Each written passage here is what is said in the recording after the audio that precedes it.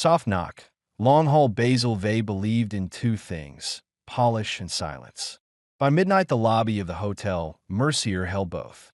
The brass fixtures shone like coins, the carpets hushed every step, and the guest book lay open on his desk, a ledger of arrivals written in his careful hand. At 1:11, the elevator bell chimed. Basil looked up automatically. No light above the door, no car in motion.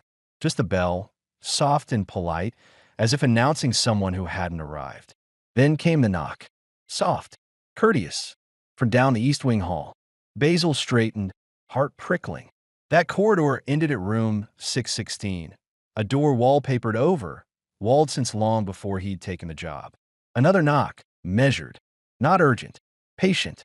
Basil rose, shoes whispering against the carpet. He walked the length of the hall, past 602, 604, 606. The hush deepened with each step. At the end, the wall where 616 had been. Seamless paper, faded roses. The knock came again, right through the roses. Basil pressed his hand to the wallpaper. Warm, he whispered absurdly. We're fully booked tonight. The silence that followed felt like agreement. Back at his desk, he opened the guest book. A new line gleamed in ink he had not written. Mr. Vey, awaiting. Tilly Rowe worked the night shift with a shrug and a smirk. She dusted, she vacuumed, she hummed in her little pocket recorder, capturing sounds the hotel made when no one was listening. You look pale, she told Basil the next night, dumping linens in a cart. Room 616, he said quietly. It knocked. Tilly laughed. That room's bricked up. I know. He told her about the wallpaper roses, the warmth under his palm. She raised an eyebrow and set her recorder on the desk. Let's prove it. At 1:11, the elevator bell chimed again. They both turned. No car. Then the knock. Soft. Polite. Tilly pressed record. The knock came once more, then silence. Basil exhaled. But when they played the tape back, the knock sounded twice. Tilly frowned. Funny. I only heard one. Basil closed the guest book. A new entry glowed beneath last night's line. Room 616, in transit. The next morning, Basil approached Heloise Cantor, the day manager. She sat at her desk under a lamp that had burned in the same shade since the Carter administration, tapping invoices into neat stacks. Heloise, Basil began carefully. Room 616. I heard. There is number 616. She didn't look up. It was sealed in 1954. Fire hazard, asbestos, rumor. Take your pick. It knocked, Basil said softly. Twice. Finally, she looked at him, eyes sharp over her reading glasses. You're tired, Basil. Long nights invent things. Don't chase ghosts. Keep your desk polished, keep the lobby quiet, and log the paying guests. That's the work. He returned to the desk obediently, but when he opened the guest book, the page stared back. 616. Checked out 1954. Return in progress. That night, the elevator bell chimed at 1:11. The knock came again, but not from 616. This time it was farther down the corridor, at 614. Basil's chest tightened. Moving closer. On the lobby counter lay a brass key. He hadn't placed it there. The tag read simply, 614. He lifted it. Warm, heavy. The bit was cut in a shape he didn't recognize. Not any lock in the hotel. Tilly appeared with her card. Recorder slung around her neck. You look like you just saw payroll. Basil showed her the key. She snorted. We haven't used those in years. Electronic cards only. Yet here it is, Basil murmured. When he checked the guest book later, a neat hand had inscribed. Key prepared. Guest expected. Dr. Greaves shuffled to the desk in his tweed jacket, spectacles thick as bottle bottoms. He'd lived at the Mercier for years, studying what he called urban thresholds. You look haunted, Basil, he wheezed. Basil told him, in cautious terms, about the knocks. Greaves brightened as if gifted a puzzle. Ah, you've met the guest. The what? Greaves leaned on his cane. In 1954, fire gutted the East Wing. Half a dozen rooms sealed. Guests unaccounted for. Rather than admit tragedy, the Mercier bricked over its shame. But some guests never checked out properly. The hotel keeps their accounts open. Basil's stomach nodded. You're saying I'm saying hospitality binds. If a guest knocks, someone must eventually answer. On the third night, Basil sat rigid at his desk, guest book open. 111, the elevator bell. Knock. Not at 614 now. At 612. The sound was still soft, still polite. But closer. Always closer. Basil rose, clutching the brass key he could not use. The carpet seemed to muffle his breath as much as his footsteps. The hush grew heavier the nearer he came. He pressed his hand to the door of 612. Warm. From inside, a whisper. Thank you for waiting. Basil stumbled back, clutching the useless key like a talisman. When he returned to his desk, the guestbook's newest line waited, ink fresh though he hadn't touched the pen. Mr. Vey, prepare the register. Basil placed the Mont Blanc square to the guestbook's margin and folded his hands so tightly the knuckles blanched. He would know, this time, if the book moved. At 12:47, the lobby clock clicked. The carpet breathed. The hotel settled like an old cat deciding to forgive you. Ink appeared. No pen lifted. No nib scratched.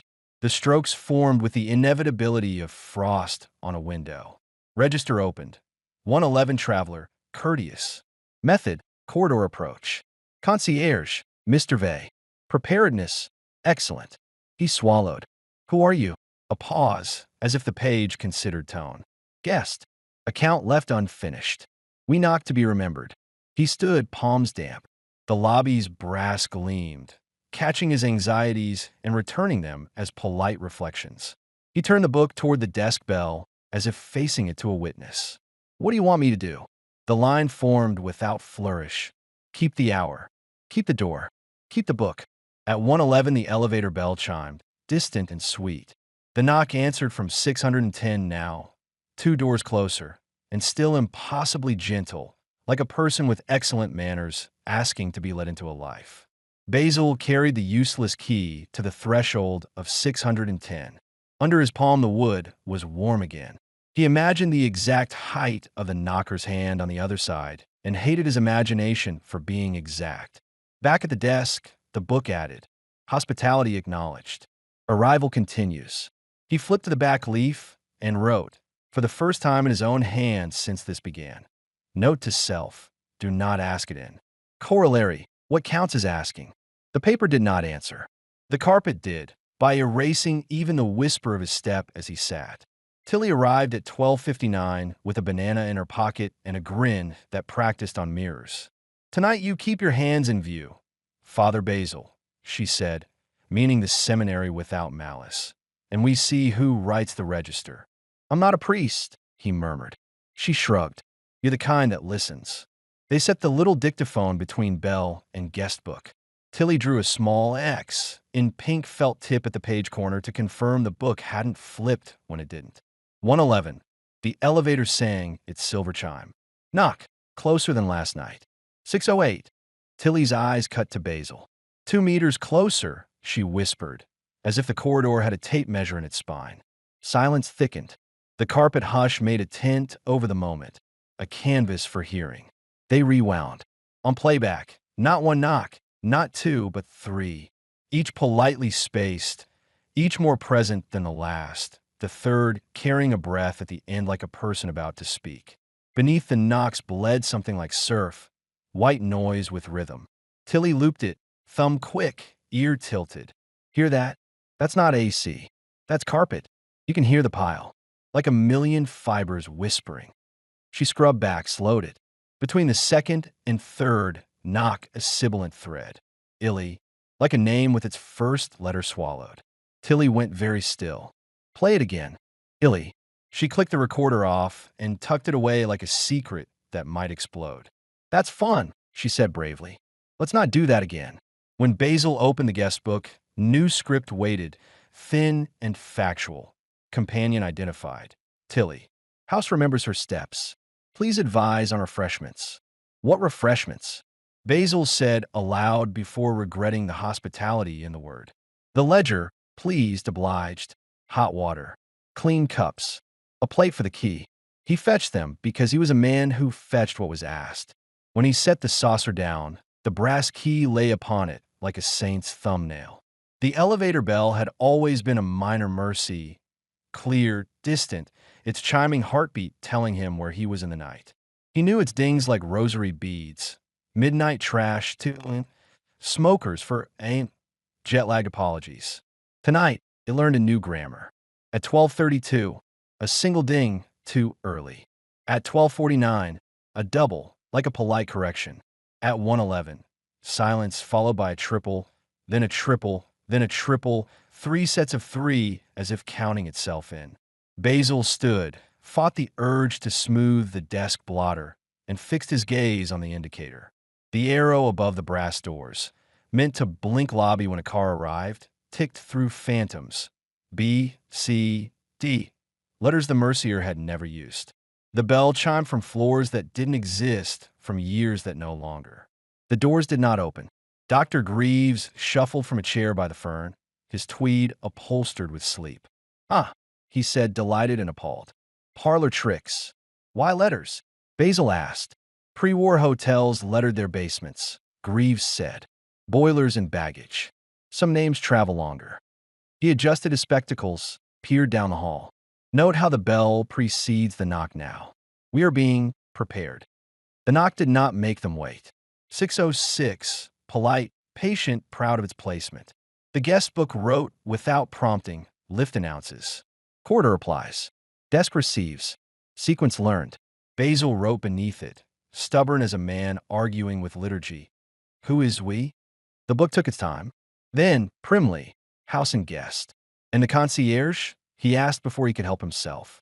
The answer came smaller, like a correction made in the margin with a different pencil. He closed the covers to stop the conversation and imagined, helplessly, the weight of himself on a ring with the others.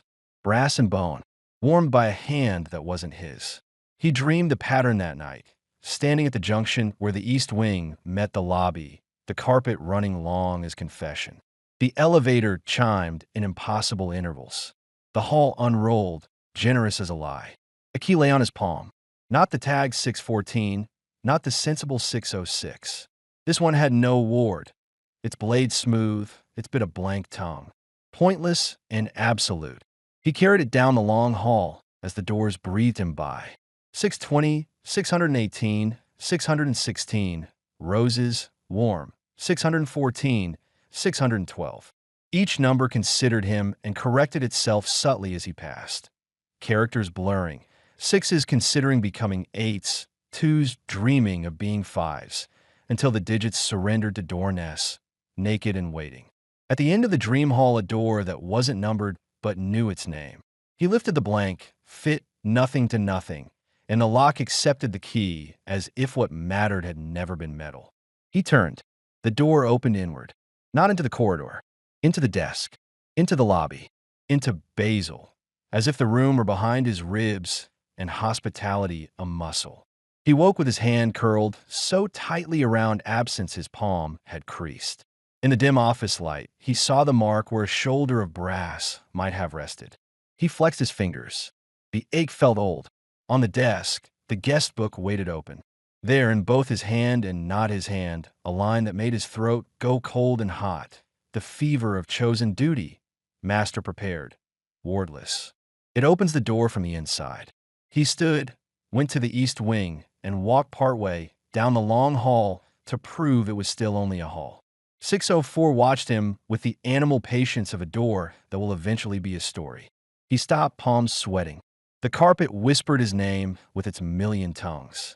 The elevator rang a single, faraway bell from a level the building never had. The air felt like the breath one takes before the priest says the peace of the Lord, and everyone remembers they owe each other grace. He returned to the desk and, without thinking, lifted the bell and set the brass key plate beneath it like a home altar. Heloise arrived at dawn, hair in a sensible bun, eyes the color of coffee that forgives no one. She took in the plate, the guest book, Basil's face. Get sleep, she said, which wasn't an order so much as a prayer. As she passed, the guest book wrote a line so faint it was almost honest. Daylight denies. Night redeems. Basil closed the book very gently, as one closes the eyes of a loved one who will open them again tonight. Greaves beckoned Basil into the breakfast room before the day's staff cleared it. He spread a sheet of onion skin tracing paper across the table. "The hotel's blueprints," he said, tapping the pale lines. "East wing, 6 rooms per side. Dead end at 616. He laid another sheet atop the first. "But this is the fire insurance map from 1938. Notice 8 rooms. A service stair. Wing longer by 40 feet. Longer than the building allows," Basil whispered. Greaves smiled grimly. "Longer inside than out." The Mercier grew itself, like a corridor dreaming beyond its brick. When they sealed 616, they sealed more than plaster. They sealed the excess. Yet the excess never forgot itself. Basil thought of the knocks moving closer night by night. "It's still coming." Greaves folded the papers, eyes bright with appetite for ruin. "That is the privilege of hospitality. You may shut the door, but you must answer the bell." At 111, the elevator chimed. Basil waited at his desk, spine straight. The doors opened. No guest, no luggage, just the polished brass floor gleaming like a tongue. And on it a key.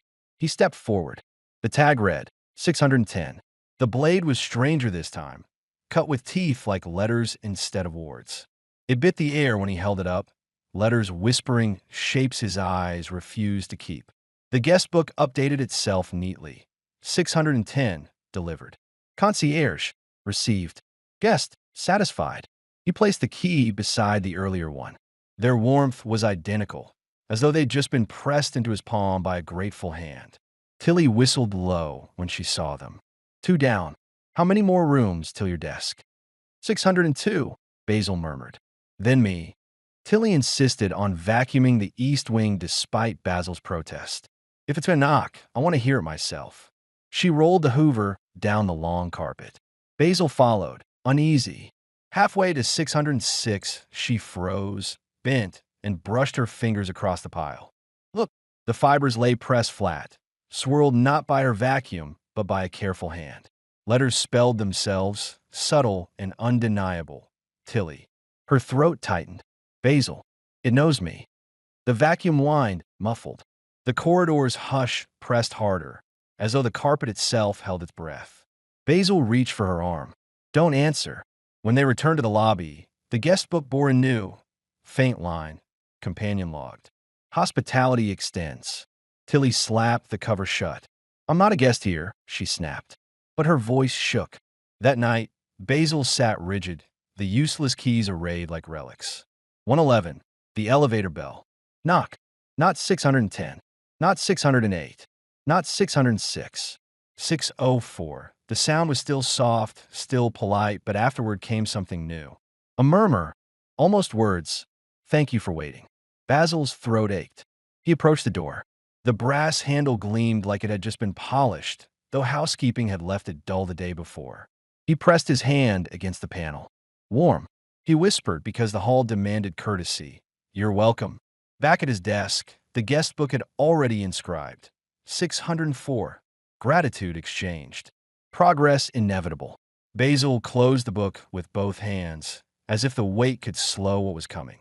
At 111, the elevator chimed, not once, but in a sequence like the pattern of a code. The doors slid open with their usual sigh. Inside lay 3 brass keys. No tags, no numbers, just blank ovals of metal, polished as mirrors. Basil picked them up. Their weight nearly bent his fingers. One was warm, one cold, one faintly pulsing as if remembering a heartbeat. The guest book inked without pause. Advance delivered.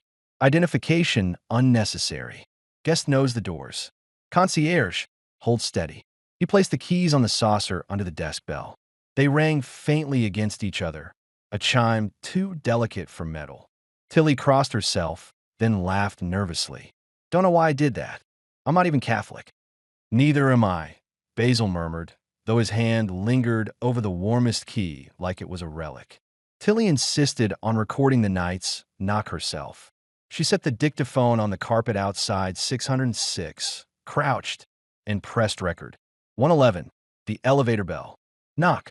From 604 again, softer, slower, as if savoring proximity. She reached for the device. Her hand closed on air. The recorder was gone. Basil bent to search. No gap in the carpet, no trick seam. Just plush fibers perfectly pressed, humming faintly like a throat clearing itself. Tilly's name rose again, imprinted in the pile, sharper now. Tilly, R-O-E. She stumbled back, pale. It took my voice. When they returned to the lobby, the guest book recorded calmly. Recording absorbed. Companion's voice added to register. Tilly slammed it shut. That's not hospitality. That's theft. Basil thought of Greaves's phrase. Some guests never checked out properly. He wondered if voices counted as guests. Greaves shuffled in near dawn, hair wild, notebook under his arm. He laid a brittle sheet across Basil's desk. This, he whispered, is from the Mercier's archive. The residence register. Not a guest book, a ledger of those who stayed too long. Basil scanned the names. Some he recognized. Former staff, bellmen, maids. Each line ended the same way. Resident. The last entry. Concierge, name erased. Why erased? Basil asked. Greaves's eyes gleamed. Because the concierge must sign himself from the inside. The hotel keeps only the post, not the man. The brass keys clinked on the saucer. Basil's chest tightened. The guest book added a single word beneath Greaves's parchment. Resident. That night, Basil waited with dread carved clean into his ribs. 111. The elevator bell. Knock. 602. The last door before the lobby. This time the sound was not a polite tap, but a patient rhythm. 3 times, each knock heavier than the last. The brass handle gleamed like an eye. He pressed his hand to the door. Warm, almost feverish. Inside, the murmur rose again, clearer than ever. Almost there. When he returned to the desk, the guest book had already filled half a page, the strokes neat and inevitable. Final approach logged. Concierge, prepare to open. Sequence complete. Basil shut the book with both palms, but he could feel the pressure through the cover, words still writing, still waiting, still coming. 111. The elevator bell chimed, louder than ever, as if struck from inside a cathedral. Basil stood rigid behind the desk, guest book open, hands flat. The knock came. Not from 602. Not from any door along the east wing. From the counter. 3 measured taps, exactly where a guest might rest their hand to check in. Basil flinched. The blotter trembled. The bell rang itself with no touch. When he forced his eyes down, the guest book already bore the line. Desk reached. Concierge present. Check-in required. He whispered, throat dry. You've arrived. The book replied, not yet. Door still shut. Tilly came running. Recorder replaced with a notebook, hair disheveled from sleep she'd abandoned. I heard it from my room. It knocked on my wall, Basil. Before he could answer, the carpet began to hush in waves, a pulse that traveled from the east wing toward the lobby. The fibers bent, carrying her name in ripples. Tilly, Tilly, Tilly. Her eyes glazed. She stepped onto the carpet as though following an invitation. Tilly stopped. Basil lunged, but the plush rose against his shoes, pushing him back. She walked calmly down the corridor. The hush swallowed her footsteps until the air itself held its breath. She turned at 602, smiled faintly as if recognizing someone, and vanished. Only the hush remained. The guest book recorded. Companion checked in. Room provided. Greaves didn't shuffle in at dawn. No muttered Latin, no pipe smoke. Just absence. Basil went looking. In the reading lounge, he found Greaves's tweed jacket folded neatly over a chair. On the side table, his notebook, a single sheet left behind. It read, in Greaves's spidery hand, the concierge is the last key. No signature. Basil carried the note back to the desk, hands shaking. He laid it beside the brass keys on a saucer. They chimed together faintly, recognizing one another. The guest book wrote a single word beneath the note, resident. That night, Basil did not move from the desk. 111. The elevator bell chimed, impossibly distant and impossibly close, as if echoing down his veins. The knock came. From his chest. 3 soft raps against his ribs felt more than heard. He gasped, clutching his sternum. The sound reverberated inside him, polite, patient, waiting. The guest book wrote with terrible calm, door located. Concierge to open from within. Basil's hand shook as he reached for the blank key, the one with no ward. Warm as a living palm. He knew now what it meant. Not for a room, not for a wall, for the door inside himself. The hush of the carpet deepened, pressing him down into the silence. The elevator bell tolled again, not announcing arrival, but readiness. The knock came once more from within. Polite, patient, certain. The guest book lay open, pages quivering as though caught in a draft. Across the ruled lines, ink appeared one word at a time. Concierge. Sign. Basil gripped the pen. For weeks he had resisted. For weeks he had watched names written without consent. But the knocks had reached his chest now. They would not stop. His hand trembled as he wrote. Not his full name, but 3 letters. BVY. The page absorbed them greedily. The guest book glowed faintly, as if satisfied. Signature logged. Door may open. The brass keys on the saucer chimed together like cutlery set before supper. The hotel shuddered, carpets rippling outward in a single wave. Basil staggered to the east wing, with a corridor stretched impossibly far. It no longer ended at 616. It went on, doors receding into shadow, their numbers sliding like ink. Above, the elevator bell rang in steady rhythm, a metronome to the march of the corridor.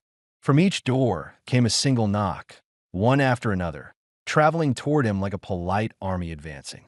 Basil clutched the blank key. He understood now. The hall was not approaching him. He was approaching the hall, drawn down its endless throat. At 602, the knocks converged, a chorus of polite insistence. Basil pressed his palm to the panel. "Who are you?" he whispered. The door warmed under his hand, then pushed outward from within. The guest book's words spread across 2 pages at once. Guest arrived. Concierge present. Hospitality required. The knock came from his chest again, urgent now. Open. He lifted the blank key and pressed it against his sternum. It slid in without pain, as though the lock had always been there. He turned.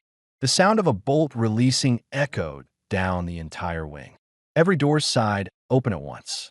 Basil stood on the threshold, not of 602, not of the east wing, but of himself. On one side, the lobby, brass-polished, guest book waiting, desk bell gleaming. On the other, the long hall, stretching forever, carpet whispering every name he had ever spoken, every guest he had ever greeted. He stepped forward. The knock ceased. The hush deepened, satisfied. Behind him, the desk stood empty, guest book open. Ink appeared on a fresh page. Concierge Basil Vey.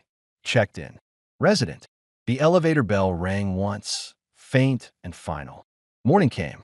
The lobby was bright, brass polished by sunlight instead of Basil's hands. Heloise Cantor stepped behind the desk. The blotter was neat, the bell centered, the guest book opened to a fresh page. But Basil was gone.